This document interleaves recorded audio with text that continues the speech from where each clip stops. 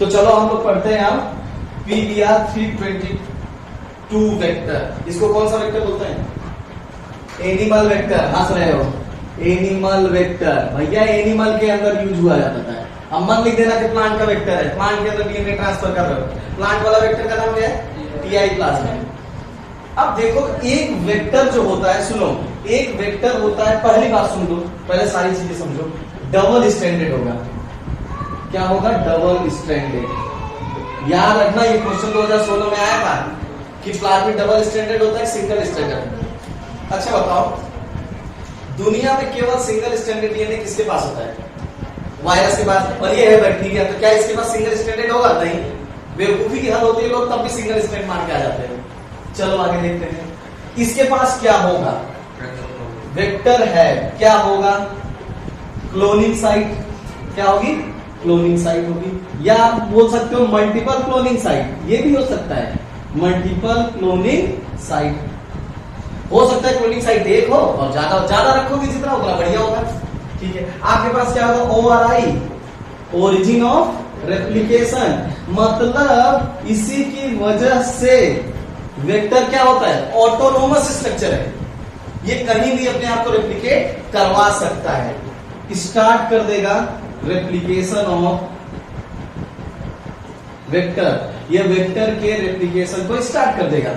इसीलिए ये autonomous structure है, जबकि माइटोकॉन्ड्रिया क्लोरोप्लास्ट क्या है? सेमी ऑटोनोमस, इसीलिए ऑटोनोमस है।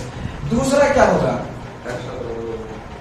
एम्फिसिलीन, एम्फिसिलीन and tetracycline, tetracycline.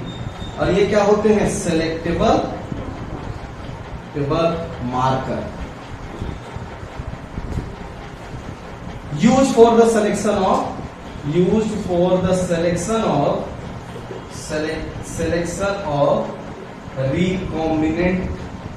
recombinant cell, एम्फिसिलीन और टेट्रासाइक्लिन। दूसरा इसके पास एक और होगा, दैट इज कॉल्ड रोप। ये क्या करेगा? स्टार्ट करेगा रेप्लिकेशन को, रेप्लिकेशन बाय स्टिमुलेटिंग ORI। क्या करेगा? सिंथेसाइज प्रोटीन, जो स्टिमुलेट करेगा, स्टिमुलेट ORI। एक्चुअल में ORI को मैसेज कौन देता है? रोप देता है। ORI क्या करेगा? ये रोप पूछा जाए तो ये रोप क्या करेगा? प्रोटीन बनाएगा, और जब प्रोटीन बना देगा तो ORI स्टिमुलेट हो जाएगा। नहीं तो ORI ऐसे फालतू का काम नहीं करता रहेगा, तो ORI स्टिमुलेट हो जाएगा और वो रेप्लिकेशन स्टार्ट कर देगा और प्लाज्मिड का रेप्लिकेशन हो जाएगा। अगर ये डायरेक्ट रेगुलेशन हो ना तो बड़ी प्रॉब्लम आती है। इसका मतलब इनडायरेक्ट रेगुलेशन होता है। जैसे देखो नहीं होती, जीन का प्रमोटर है, प्रमोटर जीन को ट्रांसक्राइब कर देगा डायरेक्टली, तो उसके बीच में क्या है? ऑपरेटर। आई बस में, जिससे कि मेंटेन किया जा सके एक्टिविटी के। ऐसे ही ORI को मेंटेन किया गया किसके लिए? रो प्रोटीन के थ्रू। अब देखो हम लोग डायग्राम बना लेते हैं। तो एक वेक्टर क्या होता है? Double standard, always double standard होगा। उसके पास क्लोनिंग साइट होगी जहां पे आप अपने जीन ऑफ इंटरेस्ट को लगा सकते हो। दूसरा ओरिजिन ऑफ ORI साइट होती है जहां पे ओरिजिन ऑफ रेप्लिकेशन, जो प्लाज्मिड के रेप्लिकेशन को स्टार्ट कर देगा। और आपके पास सेलेक्टेबल मार्कर रीजन होगा, ये जीन्स होंगे जो कि आप ट्रांसफॉर्म सेल को हेल्प करेंगे वो सेलेक्ट करेंगे। एक और बात आप समझो, बैक्टीरिया इनको रखता है। जैसे मान लीजिए PBR 322 वेक्टर के पास एम्फिसिलीन टेट्रासाइक्लिन है, तो एम्फिसिलीन और टेट्रासाइक्लिन का असर इसके ऊपर नहीं पड़ेगा, क्योंकि इसके पास रेजिस्टेंट जीन है ना। एम्फिसिलीन रेजिस्टेंट जीन है तो वो एम्फिसिलीन बना देगा, तो बैक्टीरिया सर्वाइव कर जाएगा। उसके अगेंस्ट अब मान लो कि मीडियम में तुमने एम्फिसिलीन डाल दिया है और बैक्टीरिया के पास उसके बाद एम्फिसिलीन रेजिस्टेंट जीन है, तो वो प्रोटीन बना के एम्फिसिलीन की एक्टिविटी को क्या कर देगा? लॉस कर देगा, बैक्टीरिया सर्वाइव करेगा। आई बात समझ में कि नहीं? अगर किसी के पास एम्फिसिलीन रेजिस्टेंट जीन नहीं है और तुम मीडियम में अगर एम्फिसिलीन डाल दिए तो वो बैक्टीरिया क्या करेगा? मर जाएगा। समझ गए कि नहीं?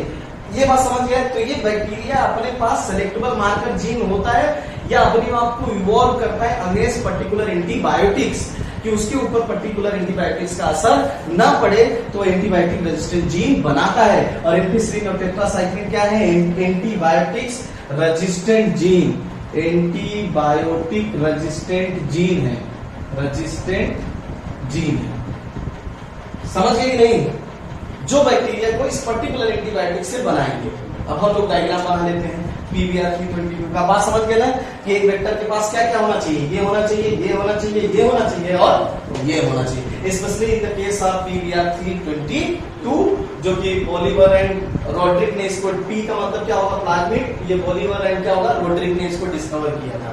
ठीक है, चलो अब देखते हैं और फिर हम लोग उसका लॉजिक देखते हैं कि what is the sequence of restriction enzyme in PBr 322।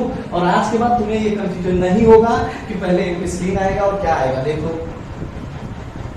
हम पहले एक तरफ बना लेते हैं PBr 322 को और फिर वैसे वैसे एंजाइम लगाते जाएंगे। ठीक है, हम बना लेते हैं वेक्टर को अपने, ये हमारा वेक्टर है मान लीजिए। ठीक है, ये डबल स्टैंडर्ड बनाएंगे थोड़ा हेजी टाइप का हो जाएगा, तो हम ऐसे सिंगल स्टैंड बना लेते हैं। हम यहां बना देते हैं रोप को। ठीक, चाहे आप इधर बनाओ चाहे इधर बनाओ, यहां ओवरआई बना लो। ठीक, ये बना दिया तो यहां पे हमारी क्या है क्लोनिंग साइट है। क्या है क्लोनिंग साइट है। अब यहां पे एक होगा और यहां पे होगा सेलेक्टर, ये एंटीबायोटिक रेजिस्टेंट जीन। अब कैसे लगाएंगे वो समझ रहे हैं, ये समझ के यही बात होना है। अब हमारा एक फॉर्मूला है जिसका नाम है पापे पापे चल हट भाग साले, चल हट भाग साले फिर से। मतलब एक बार भगा चुका है वो दोबारा भगा रहा है। पापे जो पंजाबी में बोलते हैं ना, पापे गाना नहीं, पापे प्यार करके, तो वो वाला है। देखिए कैसे, जैसे ये सीक्वेंस है वैसे ही आपको याद रखना है। इस A का मतलब समझ रहे हैं, हंस रहे हैं, इस A का मतलब है एम्फीसिलिन। अब देखो ये होगा PST1, ये क्या होगा PVU1, 1 से शुरुआत करेंगे। फिर हमारा, अब देखो इसका मतलब ये दोनों कहां आएंगी, समझ गए, ये दोनों किसके पास आ जाएंगे एम्फीसिलिन के पास। समझ गए, चलो लिखो इको R1 चल प्लावन हिंद थर्ड, ठीक, हिंद थर्ड क्या हुआ बैम H1, ठीक, और फिर क्या होगा ये हो गया क्या साल1, ठीक, ये हो गया क्या PVU2, यही है शायद। ठीक, अब चलो शुरू, अब इसको ये तुम्हारा आता है, ये आएगा रोप में। याद रखना कि ये वाली जो रिस्ट्रिक्शन साइट है उस किस में आएगी रोप में।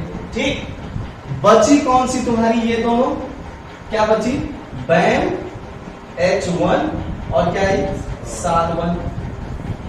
इसका मतलब ये दोनों किस रीजन में आएंगे टेट्रासाइक्लिन।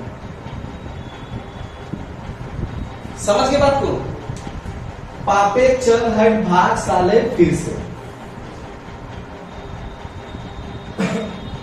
PST1 एम्फीसिलिन रीजन में P, दोनों ही सेलेक्टेबल मार्कर जीन दो एंजाइम को रखते हैं। ये हुआ 2, तो इसको रोप को दे दो, यहाँ लास्ट वाला रोप को दे दो क्योंकि लास्ट वाला रोप में ही आता है। अब चलो इसका हम कहानी देखते हैं, सीक्वेंस पता चल जाएगा और यही सीक्वेंस है, तुम मैच करके देखना। PST PVU1 कहां होगा एम्फीसिलिन में, इको R1 क्लावन हिंद थर्ड, ये किसमें होंगी क्लोनिंग साइट में।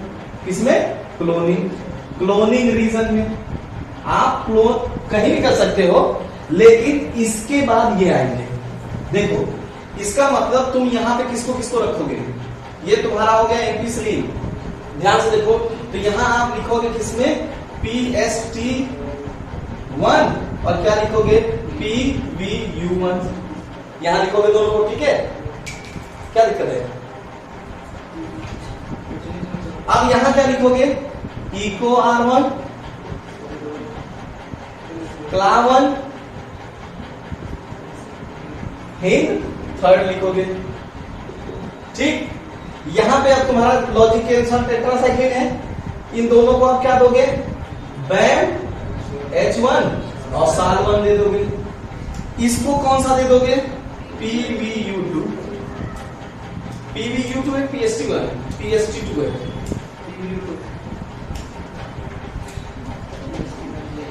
यही है। हाँ तो ये होगा, मुझे तो लगता है कि PST1 होगा, लेकिन ये याद रखना कि ये पापे चल हट भाग साले, ठीक है क्या? हाँ ये ROP है, हाँ P है, रोप है, नॉट कि रोप है, रोप है। हाँ ये P है, ठीक है। तो एकदम सही है सीक्वेंस, तुम मैच करके देख लो, यही सीक्वेंस आएगा। अब इसमें कोई कंफ्यूजन है? पापे, इस पाप से हम तुम्हें पता चल जाएगा कि एम्फिसिलिन रीजन में ये होगा PST1 PVU1, ठीक है। ये होगा क्या? इको R1 CLA1 हिंद थर्ड बैटमैच1 SAR1 लास्ट एंजाइम होता है। फिर क्या होगा? PV, देखो फिर मतलब होता है दोबारा, लॉजिक समझो कि कोई चीज दोबारा आ रही है। कौन आ रही है? PVU सेकेंड, फिर से मतलब होता है दोबारा, इसीलिए। और दोबारा लूटने आ रहे हैं, मान लो रोप लूटने, तो ठीक है। रोप में तुम्हारा क्या हो जाएगा? PVU2, और बाकी सब सीक्वेंस तुम जान नहीं रहे, मैच करके देख लो, सेम है एकदम। अब आपको पूछा जाए कि एम्फिसिलिन रीजन में कौन कौन से होते हैं? ये दोनों होंगे। और उसके बाद जहां पे रिकॉग्नाइजेशन साइट, इसके बाद कौन सी रिकॉग्नाइजेशन साइट होती है? ये होती है इको R1 CLA1 धन सेकेंड। टेट्रासाइक्लिन रीजन में क्या पाया जाएगा? BAMH1 SAR1। और रोप वाले में कौन सा पाया जाएगा? PVU second. ये है सीक्वेंस। अब मैच कर देखिए, सेम सीक्वेंस होगा। अब आप कहीं भी अगर आप यहाँ पे अपने जीन ऑफ इंटरेस्ट को लगा दिए, अगर आपने जीन ऑफ इंटरेस्ट को लगा दिए, तो इसका मतलब कि वो particular bacteria loss the property of ampicillin resistance, ampicillin resistance की प्रॉपर्टी को वो लॉस कर देगा। अब उस बैक्टीरिया को अगर एम्फिसिलिन दिया जाएगा तो वो मर जाएगा। समझ गए ना बात को? अगर इस रीजन में कर दोगे तो टेट्रासाइक्लिन की, अगर दोनों में कर दोगे तो दोनों लॉस हो जाएगी। तो ये सेलेक्टेबल मार्कर है। देखिए मान लीजिए यहाँ पे अपने जीन ऑफ इंटरेस्ट को लगा दिया, ये एक्टिविटी है, ध्यान से समझना, इस एक्टिविटी को लॉस कर दिया, ये एक्टिविटी है, तो हम मीडियम में क्या लगाएंगे? टेट्रासाइक्लिन।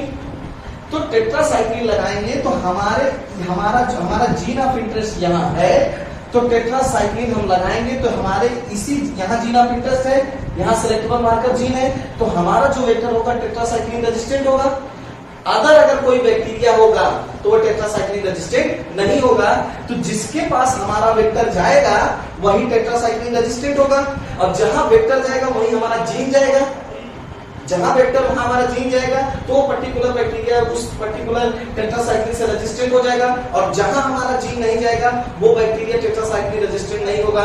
इसका मतलब वो नॉन ट्रांसफॉर्म होगा, तो वो मारा जाएगा, और हमारा वाला क्या होगा? सर्वाइव करेगा। This process is called selection. इसी प्रोसेस को हम लोग क्या बोलते हैं? सिलेक्शन। समझ गए ना बात को? तो ये है, अब इसको समझो ध्यान से।